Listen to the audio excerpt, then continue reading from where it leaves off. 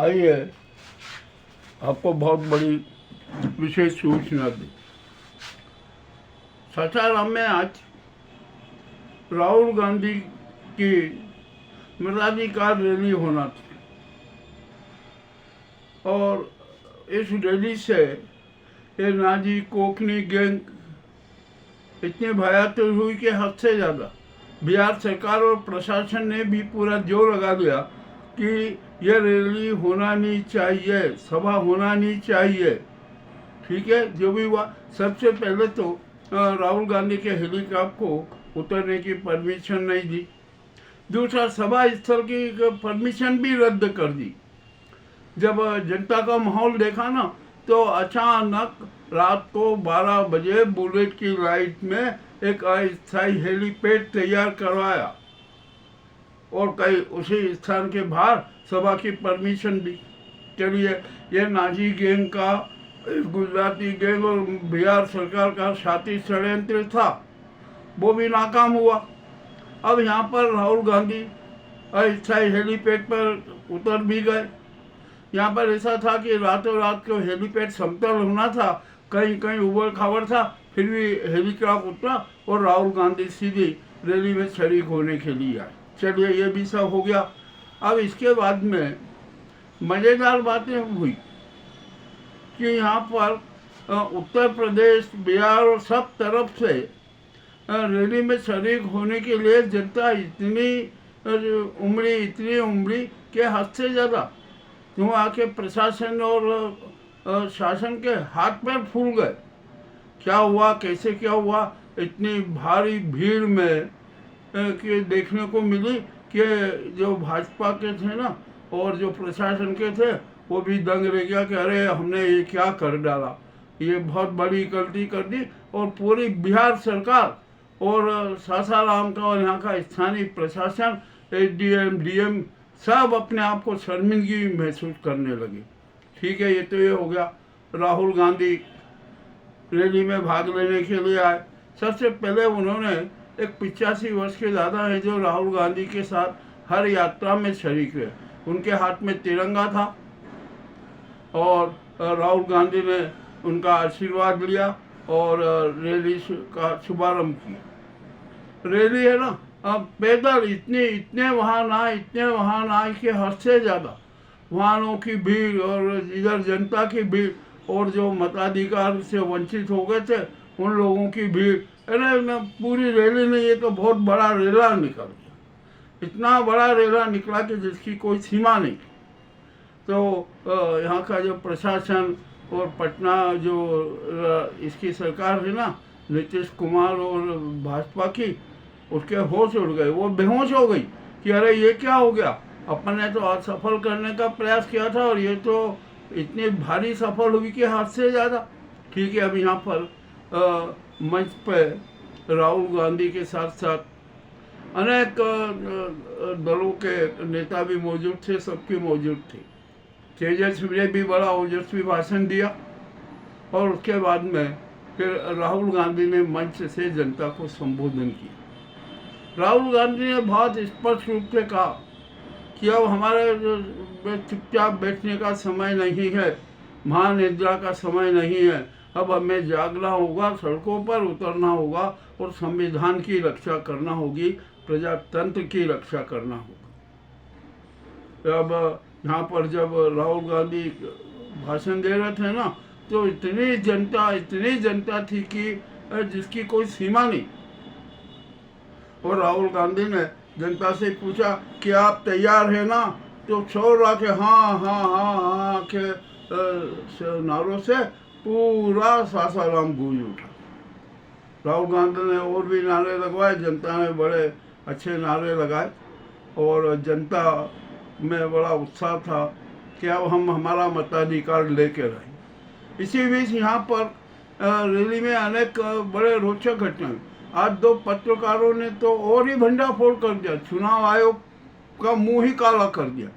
3 विधानसभा क्षेत्र में 80,000 मतों का खेला कर दिया और उन्होंने अपनी वेबसाइट पे भी लग गया कि ये देख लीजिए ऐसा हुआ।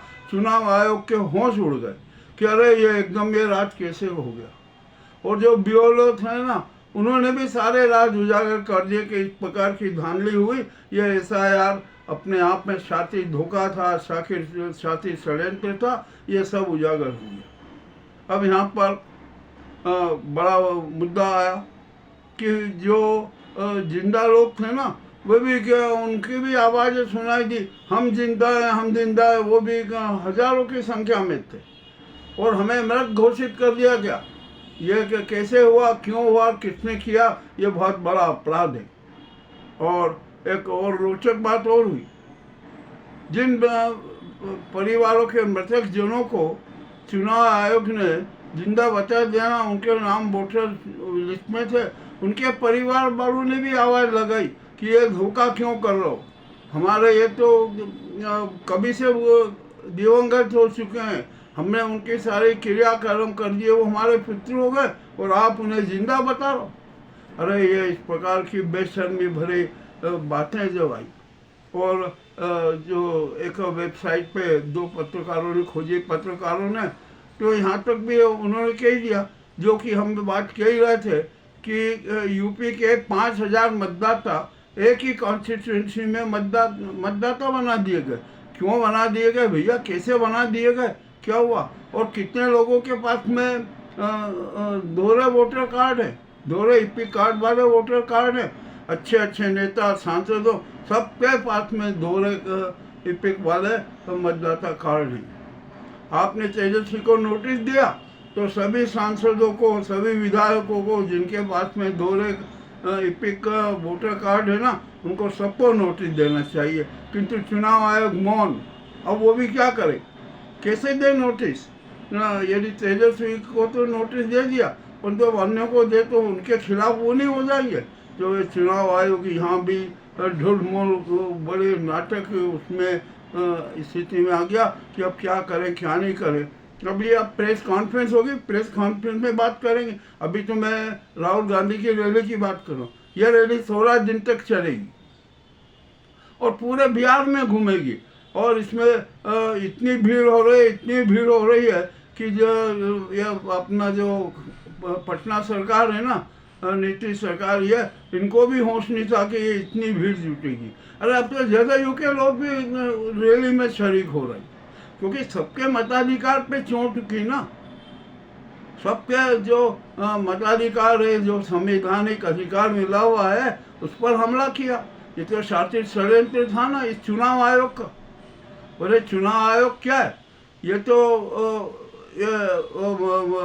मोदी अमित शाह आयोग है, उनकी प्रशंसा में लगता है, वो जैसा निर्देश देते हैं वैसा करता है। अब तो चुनाव आयोग का भी फजीयत हो गई। और अब तो बिहार की रैली में अब तो ये नारे लगेगी, वोट चोर कुर्सी छोड़, वोट चोर कुर्सी छोड़ के नारे लग रहे। और अब तो जनता ये नारे लगाने लगी है कि प्रजातंत्र के हत्यारे, जनमत के हत्यारे, संविधान के हत्यारे और जो देश के कानून हैं उनके हत्यारों को अब गिरफ्तार करो। और गिरफ्तार नहीं, अब तो उन्हें फांसी की सजा दो, ये भी आवाज़ें उठ रही है। तो जब इस प्रकार का जो सासाराम की रैली में माहौल बना ना, तो चुनाव आयोग भी हड़कंप में आ गया, मोदी तक हड़कंप में आ गए, नाजी गैंग हड़कंप में आ गई कि हमने तो रैली को फ्लॉप करने का सारा षड्यंत्र रचा था, सारे षड्यंत्र नाकाम हो गए और रैली तो ऐतिहासिक रूप में सफल हो गई।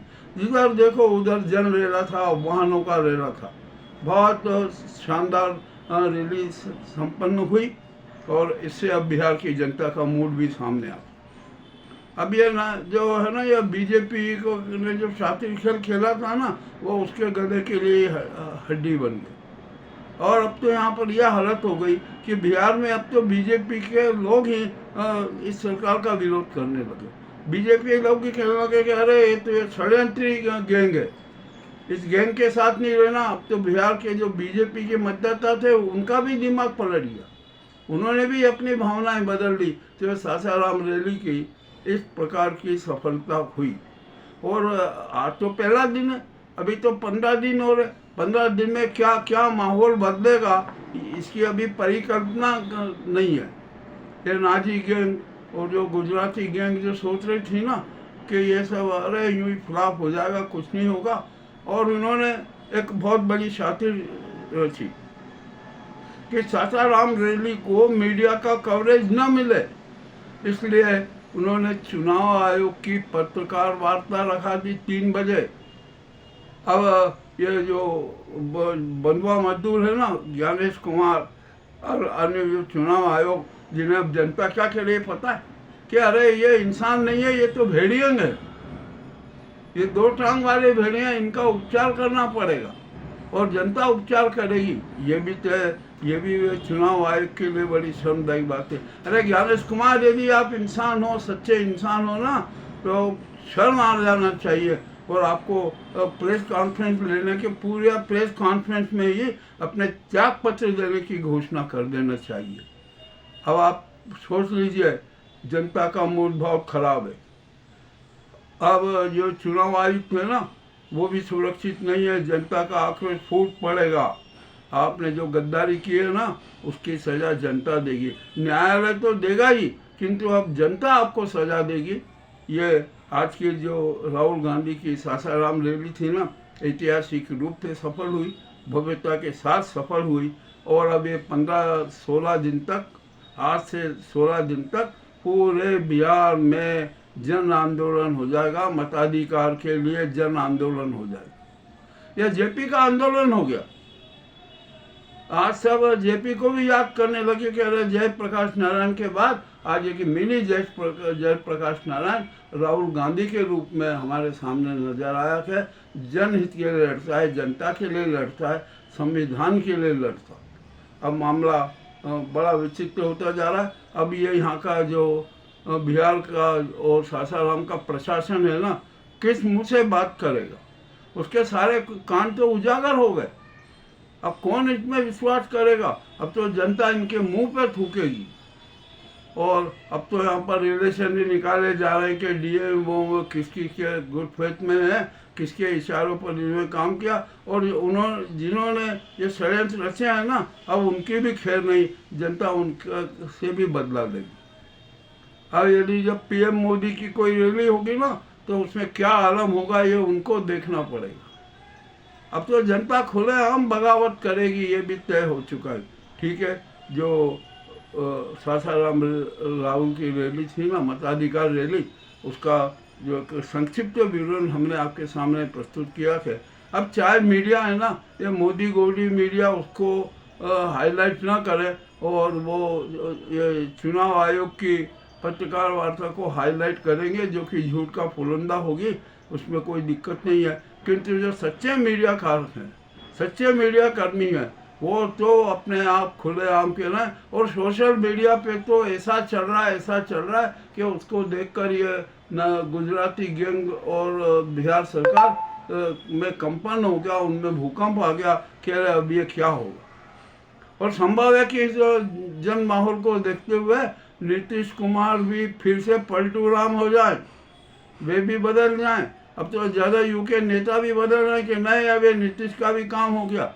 अभी एक वो नीतीश कुमार का एक कौन सा 50,000 वाला कांड है, ईडी वाला, उसकी भी अब चर्चा होने लगी है। देखने अब क्या होता है क्या नहीं होता है। हो सकता है कि ईडी ने छापा नीतीश कुमार को प्रभावित करके लिए दबाव डालने के लिए लगवाया हो। अब ये 50,000 करोड़ का ये मामला है, ये भी क्या सच है, इसका भी सच सामने आएगा। मामला बहुत गंभीर है। अब देखना है क्या होता है। हमने आपके सामने एक समाचार प्रस्तुत किया, आपको कैसा लगा हमें अवश्य बताएं।